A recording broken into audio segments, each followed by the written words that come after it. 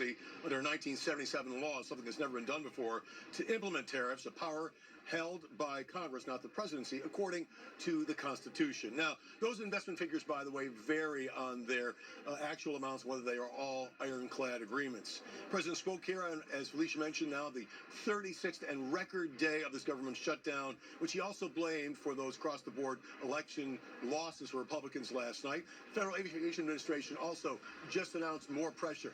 A 10% reduction in flight volume at 40 key large markets across the country, airport markets that is. We don't have the firm list of those yet, but again, that will be a huge impact to end the shutdown and pressure to do so. It's because of the air traffic control staffing issues caused by the shutdown and many people calling in sick. Remember, those controllers are not getting paid. But is there a ray of light towards ending the shutdown today?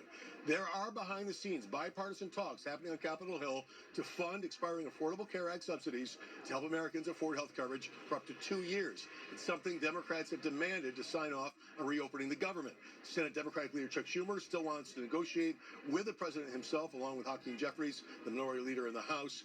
The president so far has refused, but maybe that night of election victories for Democrats could bring him to the bargaining table. Let's take a look at those. Among the wins, former Navy chopper pilot Mikey Sherrill in New Jersey, former CIA intelligence officer Abigail Spanberger in Virginia, two moderate Democrats, former members of Congress, winning decisive victories for governor in their purple states last night, both double-digit wins. On the other side of the Democratic spectrum, left-leaning Democratic socialist Zohran Mamdani, a former state assemblyman, won more than 50% of the vote to become the next mayor of New York City.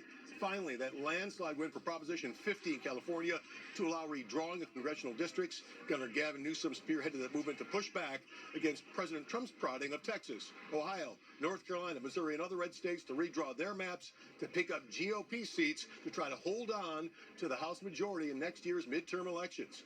California Republicans, by the way, filed a federal lawsuit to stop the redistricting there. It's a long way away, of course. Electoral win for California, and Newsom would seem to set him up for a possible run for the presidency in 2028. And Democrats believe they have the momentum at their backs after their wins last night. But as I said, midterms, they're a whole year away.